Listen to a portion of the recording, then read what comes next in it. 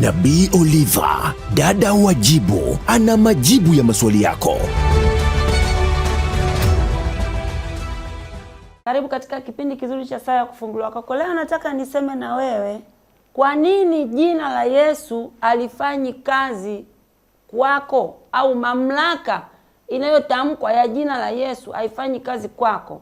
Jambo hili nimelitafakari kwa kina na nikagundua wako hata watu wapendwa wengi, watu wengi wameacha wokovu, wamekataa kuokoka na wamerudi nyuma katika wokovu, na wengine wamerudi kwenye dini kwa sababu wamegundua jina la Yesu halifanyi kazi kwao.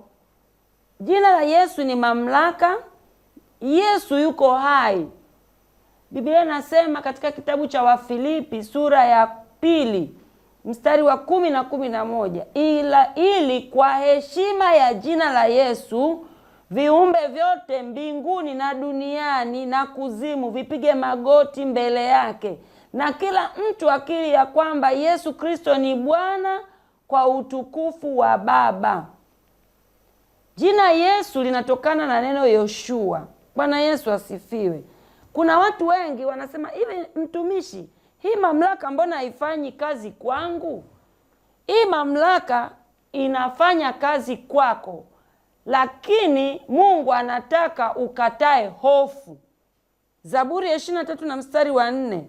Hofu ni kinyume cha imani. Lakini ili jina la Yesu lifanye kazi kwako, zuia ulimi wako usinene mabaya. Unawatamkia watu wengi maneno mabaya na unajitamkia wewe mwenyewe maneno mabaya. Nitakufa, sitoishi, Mungu anifungui, siwezi kuokoka, hii dini hapana. Ili jina la Yesu ambayo ni nguvu iliyomfufua Lazaro, iliyomwezesha Petro akatembea juu ya maji. Jina la Yesu lilipotajwa, binti Yairo alifufuka. Jina la Yesu lilipotajwa, pepo zilikimbia. Tunao ushahidi wa wanafunzi 12 wa Yesu waliita hilo jina na matokeo yalikuwepo. Kwa nini alifanyi kazi kwangu? Cha kwanza ni kuishi maisha ya kutokumpendeza Mungu. Kama unaishi maisha ya kutokumpendeza Mungu, jina la Yesu linaweza kutajwa mara 10,000 na lisitimie, vitu visitimie kwako, kwa sababu kuna waves, kuna connection, kuna mawasiliano ya rohoni kati ya Mungu na wewe. Ili jina la Yesu lifanye kazi kwako, kataa hofu. Ili jina la Yesu lifanye kazi kwako, ishi maisha ya kumpendeza Mungu. Ili jina la Yesu lifanye kazi kwako, zuia ulimi wako usinene maneno mabaya. Zaburi ya 34 mstari wa 13. Mungu ni Mungu wa kanuni. Petro wa kwanza 3:10. Mungu pia ni Mungu wa haki. Tenda haki. Kuna watu mnanitazama, wewe ni mwizi, wewe ni mtu ambaye utendi haki, ni mdhulumaji, ni mtu unayewadhulumu watu hata kihisia. Ili jina la Yesu litende kazi, heshimu watumishi wa Mungu, heshimu wazazi, heshimu watu waliokusaidia. Wana wa Israeli walipoteseka utumwani, Mungu alitafuta mtu ambaye ni Musa. Kuna watu wengi Mungu amewatuma katika maisha yako wa kukuvusha, lakini uliwachukulia kawaida. Na jina la Yesu haliwezi kufanya kazi kwa mtu mwenye dharau. Pokea neema ya kutokudharau wengine. Ili jina la Yesu lifanye kazi, fanya kazi za mikono.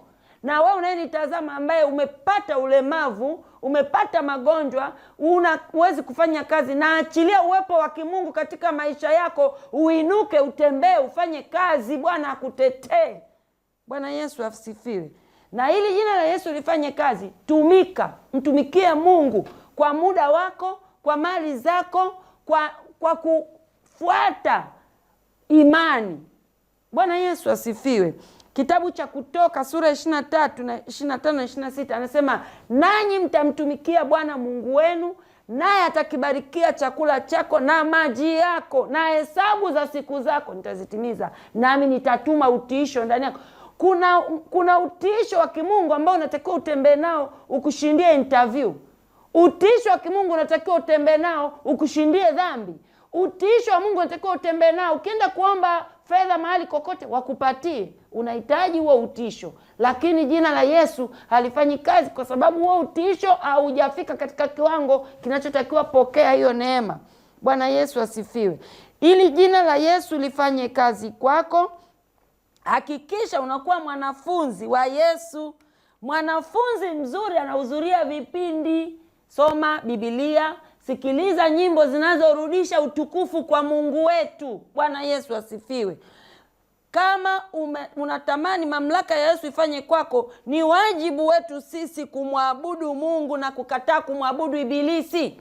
Yesu alikataa kumwabudu ibilisi katika kitabu cha Mathayo sura ya 4 mstari wa 8. Shetani anaenda kumjaribu. Wakati ambapo shetani atakuja kukujaribu wewe, kataa, na hiyo mamlaka itaanza kufanya kazi kwako. Tambua Yesu aliteseka kwa ajili yako. Bwana Yesu asifiwe.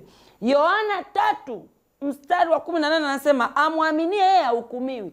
Watu wengi wamekuhukumu wewe kwa changamoto ulizo nazo. Naomba Mungu akusaidie jina la Yesu utakapoanza kulitaja baada ya kuona kipindi hiki, hiyo mamlaka ije juu yako. Pokea kwa jina la Yesu. Ukiliamini jina la Yesu utakuwa na uzima wa milele. Kwa nini mamlaka ifanye kazi kwangu, mtumishi? Utakatifu, upendo, huruma. Yesu aliwahurumia watu wengine. Huyu mtu ambaye wewe unashindwa kumsamehe, unashindwa kumhurumia, unashindwa kumuinua. Upendo ni kumtoa mtu aliye chini, kumweka katika kiwango chako wewe, apate amani, afurahie maisha. Pokea hiyo neema kwa jina la Yesu. Mungu alijitambulisha kwa mwanadamu kwamba yeye ndiye yuko ambaye yuko. Jina la Yesu liko hai, ni mamlaka ambayo inatenda kazi duniani, lakini Mungu anataka wewe ujitambue, ujithamini, na uachane na wale ambao wanaweza kukurudisha nyuma katika kumwamini Mungu. Bwana Yesu asifiwe. Inuka, usonge mbele, wewe ni dhahabu. Kubali kupita katika moto ili hiyo mamlaka ya Yesu ifanye kazi katika maisha yako. Leo umeanza kuelewa. Hivi kwa nini ilikuwa ifanyi kazi kwangu? We ni mtu wa vinyongo, ni mtu wa visasi, ni mtu ambaye umejeruhiwa sana, ni mtu ambaye umedhulumu watu wengine sana, ni mtu ambaye unatumia mwili wako kuharibu maisha ya watu wengine, ni mtu ambaye umekuwa unafanya vitu ambavyo havimpendezi Mungu. Hebu rudi, na nakuombea neema ya kuweza. Bwana Yesu asifiwe. Kuna vitu mwenzako anaweza, mwenzako hawezi, we unaweza. Mtie moyo, muinue, muombee, msaidie. Bwana Yesu asifiwe.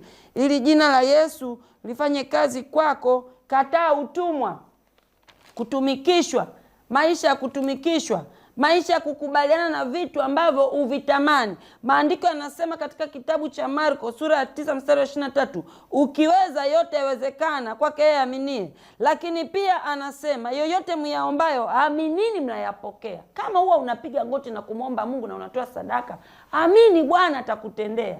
Ndipo hiyo mamlaka itaanza kufanya kazi. Lakini pia tengua nadhiri, nitakuoa, nitakusomesha, nitakusaidia, alafu haufanyi. Biblia inasema katika Mhubiri 5:8, Mungu huwa hawi radhi na wapumbavu. Bwana anatuita wapumbavu. Nadhiri, kuweka vitu, nitafanya hivi, itakuwa hivi. Hapana. Bwana Yesu asifiwe. Lakini Mungu ili hiyo mamlaka ifanye kazi, anataka ufute machozi. Umekuwa ni mtu wa machozi. Umekuwa ni mtu unayelia. Kitu kidogo unalia, kitu kidogo unalalamika, kitu kidogo unalaumu. Anza kuamini, acha kulalamika. Bwana Yesu asifiwe. Mungu anaweza kukukaripia, kukurudi. Usisubiri hizo nyakati ili jina la Yesu liweze kufanya kazi ndani yako. Kataa mizimu, dhambi, heshimu Mungu, usitende dhambi, na pia heshimu yule ambaye alikufia msalabani. Dini iliyo safi, Biblia inasema, ni ya kuwajali yatima na wajane. Hebu Mungu akupe neema ya wewe kupona ili uweze kuwasaidia watu wengine. Bwana Yesu asifiwe. Alafu amini, ili jina la Yesu liweze kufanya kazi kwako, amini ya kwamba anaweza kufanya njia mahali ambapo hapana njia. Kuna watu mnanitazama, umenitazama mwaka mzima uliopita, unaamini ya kwamba Mungu anaweza kufanya njia mahali ambapo hapana njia? Kutokuamini kunaifanya hiyo mamlaka ishindwe kufanya kazi kwako. Bwana Yesu asifiwe. Amesema atafanya njia pasipo na njia. Nami nakuombea asubuhi ya leo, tafuta nguvu za Mungu. Umtake Bwana na neema yake. Tafuta siku zote. Watu wengi tunatamani kutafuta nguvu za watu. Na kuombea leo Mungu akupe neema ya kuweza kusababisha jina la Yesu lifanye kazi kwako. Na uhakika nimejibu maswali yako. Kutokusamehe, kutokutembea katika upendo, kutokufanya vile vitu ambavyo Mungu anataka, kumezuia hiyo mamlaka isifanye kazi kwako. Nami nakuombea neema ya Mungu iliyonitetea ikusaidie na wewe unapotazama kipindi hiki. Mungu ashuke kwako, akubadilishe, akuponye, ainue imani yako, akupe kazi nzuri. Pokea kwa jina la Yesu. Shalom, shalom. Nabii Oliva, dada wa jibu, ana majibu ya maswali yako.